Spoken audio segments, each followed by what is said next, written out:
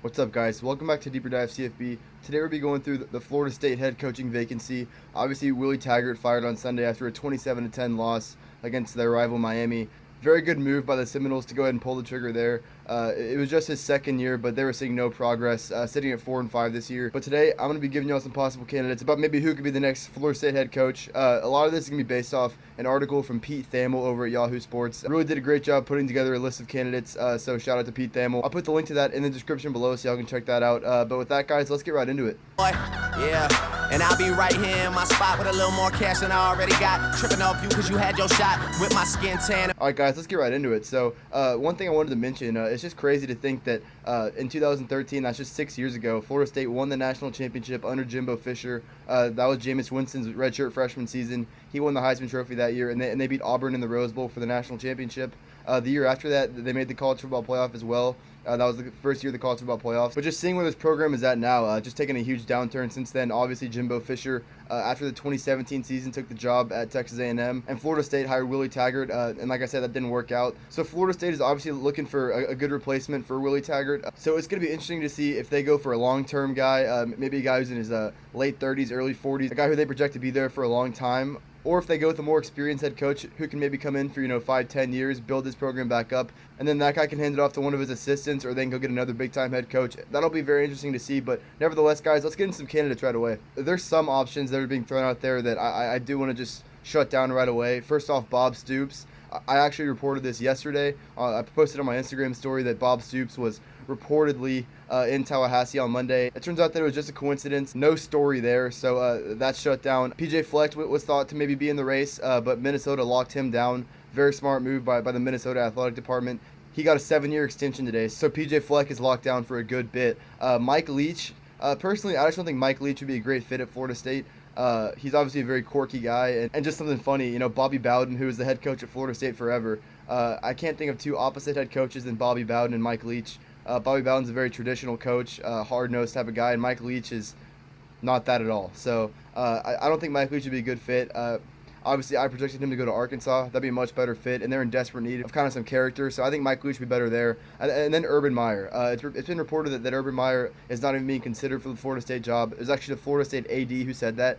So people who are saying Urban Meyer might go there, that's not going to happen. But with that, guys, let's get into some options for Florida State. This first tier, these first few guys I'm going to mention, might be a little bit unrealistic. They're in pretty steady spots right now, but guys that Pete Thamel mentioned, and guys I think that maybe will be at least considering making the move to Tallahassee. First guy is James Franklin, head coach at Penn State. He doesn't really have any connections to Florida. Did coach in the Southeastern Conference with Vanderbilt. But being from Pennsylvania, Penn State might be a better fit for him. And he's also building up a great recruiting class. 6th ranked recruiting class in 2018, 12th this year, and they're also 8-0. Penn State's been a huge success story under James Franklin. I think it's a very stable situation. And at the end of the day, why would he leave that situation to go to a really uncertain one in Tallahassee? Just a thought there. So that's very unrealistic. And also, James Franklin did win a Rose Bowl, but he's never gotten to the playoffs. So some unfinished business there for James Franklin at Penn State. I don't think this is realistic, but just a name I want to throw out there. Next, guys, is Mario Cristobal, the head coach at Oregon. The one thing here is Mario Cristobal played at Miami, and he coached at Miami for parts of 6 seasons. Would he be willing to go to a rival school? Obviously, Miami and Florida State don't like each other. Some coaches are willing to put that past them and just want to go to the best spot for their career. And Florida State's certainly a great opportunity. Like I said, I don't know Mario Cristobal. He hasn't been very vocal about a dislike for Florida State as far as I could tell, so we'll see there. He was the head coach at Florida International from 2007 to 2012, and the one thing that would give him, as well as coaching at Miami, is some good connection with the Florida high school coaches. Obviously, there's a great pool of talent in Florida, and having that connection to some of the high school coaches is definitely going to be a big factor in who they hire. Mario Cristobal definitely checks that box. But much like James Franklin, he's in a very stable situation. Oregon's 8-1. They've won 8 in a row. They have a chance to make the playoff if they win out. They also currently have the 7th ranked class out of all teams in college football as far as recruiting goes. And although Justin Herbert is leaving after the year, they do seem to have a good replacement in Tyler Show. Much like Herbert, he's a very big guy, 6'5", 220. Definitely has a lot of arm talent. Very highly recruited, so it's not like Cristobal is just left to dry after Herbert leaves. So once again, very unrealistic. But the one thing that Cristobal would have that James Franklin doesn't is that Florida connection as it pertains to recruiting. Next guy who was named in the article is Matt Rhule, the head coach at Baylor. Honestly, I just couldn't see Matt Rhule fitting in at Florida State. He just seems destined for the NFL at this point. And one thing to note, Matt Rhule is from New York. He has no coaching connections in the state of Florida. Came from Temple before he took the job at Baylor, so wouldn't see a real connection there. And while that's not everything, it certainly plays a huge factor. Matt Rhule coaching at Florida State, kind of in that southeast region, just wouldn't make a lot of sense. And like I said, he's destined for the NFL. He's really built Baylor back up, so I wouldn't be surprised if Matt Rhule ends up in the NFL, but definitely don't see him at Florida State. And then one last guy I wanted to mention from kind of this big name coach tier list is Matt Campbell from Iowa State. Matt Campbell is another guy from the Northeast, Midwest area, played college football at Pitt and then transferred to Mount Union in Wisconsin. Built the Toledo program back up before going to Iowa State, so kind of has that Midwest, Northeast region connection. But Matt Campbell's a guy that can maybe overcome that. Definitely kind of a new age coach. He's only 39 years old, seems to be a player's coach, but at the same time goes about his business very well. I think Matt Campbell would be a very intriguing option for Florida State. Being a Texas fan and watching a lot of Big 12 football, Iowa State does a lot of things right. They're a very disciplined team, very balanced on offense, and they always have very stingy defenses. So personally, I think Matt Campbell would be a great option. I think more than the guys I mentioned above, Matt Campbell would be willing to leave for Florida State. Definitely much higher thought of job than Iowa State. While Iowa State is good, I do think Matt Campbell would be willing to leave and definitely will be an intriguing option for Florida State to consider. So now that I've mentioned some of those big-time head coaches, let's go to some more realistic options. First one being Mike Norvell from Memphis. This is his fourth year at Memphis. He's 34-15, and he's won the AAC West the last 2 years, and he's only 38 years old. One other thing to note here is his buyout from Memphis is only $500,000, which would be a steal for Florida State. So Mike Norvell is definitely affordable.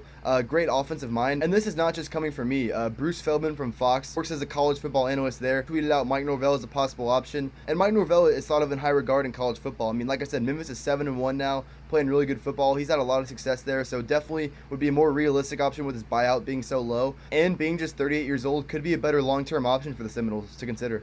Next guy I wanted to mention from kind of this more realistic tier is Mark Stoops.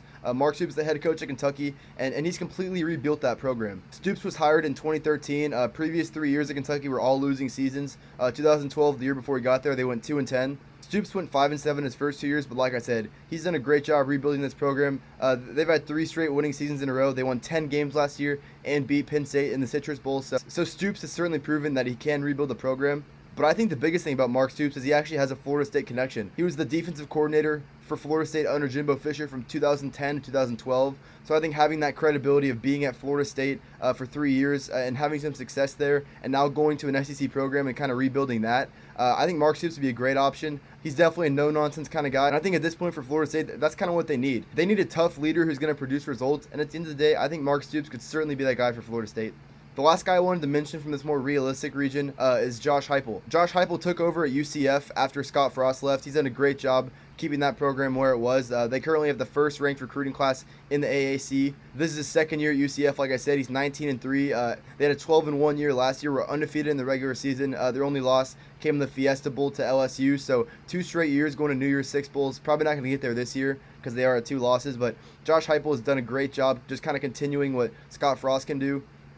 And certainly he has that Florida connection as well. Like I said, being able to have the first ranked class in the American and being able to recruit, they have 13 commits out of Florida, so he obviously has a great relationship with those high school coaches. And personally, because of all those connections that he has to the state of Florida and the success he's had at UCF, I think that name's going to get a lot hotter as late November and December approaches. He doesn't have a very big buyout as well, being the head coach at a group of 5 school, so Josh Heupel would be affordable, and he's already proven that he can have success as a head coach. All right, guys, that's going to wrap it up for the candidates. Like I said, shout out to Pete Thamel. Many of these ideas came from him, especially just the list of candidates, some of the tiers, as I mentioned, kind of the more realistic as opposed to kind of the top tier guys.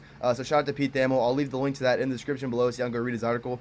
Florida State being as big of a blue blood program as they are, I think that's what makes this story so intriguing. Like I said, they have Bobby Bowden for such a long time. Jimbo Fisher seemed to be the perfect replacement for him, but Jimbo left town, and Willie Taggart wasn't the guy. So going to be very interesting to see the move that Florida State makes. I don't really have a preference at this point. I think it's going to take shape a lot more as we finish this college football season. Really, I'm not sure which route they're going to go. It's really all up to that athletic department, like I said, mostly the AD. Personally, I think they should avoid the risk and kind of get a more solidified head coach. I think Mark Stoops would be a great option for them. Like I said, there's a great assortment of younger coaches that I mentioned in this video. Personally, though, I just think having a more experienced head coach who's proven he can be successful, kind of in that 45 to 50, maybe older range, a guy like Mark Stoops would be perfect. just to kind of get this program back up on its feet. Not going to be the long-term option. Just kind of a guy who can be there for maybe 5-10 years and kind of hand it off to maybe a younger guy who can kind of take it to that next level. But that's just me. Florida State might go for the home run hire, try to go for a James Franklin, try to go for a Matt Campbell. We'll see, guys. As more news starts to come out about this, I'll be sure to keep y'all updated. And that's all I got for you guys. If y'all like this video, please hit the thumbs up below. I'd really appreciate that. If you're not subscribed already, just press the subscribe button. It'll just take 1 second. And then while you're doing that, click the little bell. As I'm starting to produce more content, I don't want y'all to miss anything I'm putting out there. Just to make sure you don't miss anything, though, guys, follow me on all platforms. My Instagram handle is @deeperdive_CFB. Twitter handle is the same thing. I'll leave that right here, guys. But with that, that's all I got for you guys. I really hope you enjoyed this video. Like I said, it's going to be shorter just because it's pretty informative, pretty straightforward. But with that, guys, I really hope y'all enjoyed it, and we'll see you next time. Thank you.